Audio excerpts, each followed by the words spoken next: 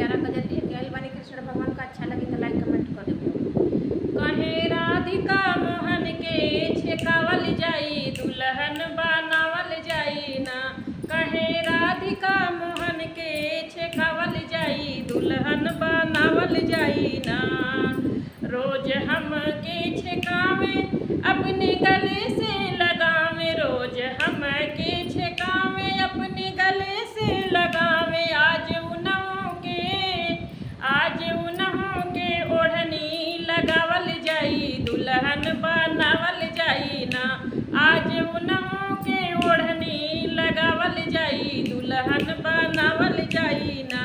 कहे राधिका मोहन के छेकावल जाई, दुल्हन बनावल जाई ना। जाई धैले दुनु बाही दौड़ल अइले भगवान, जाई धैले दुनु बाही दौड़ल अइले भगवान। अरमान अपने दिल के मिटावल जाई, दुल्हन बनावल जाई ना। अरमान अपने दिल के मिटावल जाई, दुल्हन बनावल जाई ना। कहे राधिका मोहन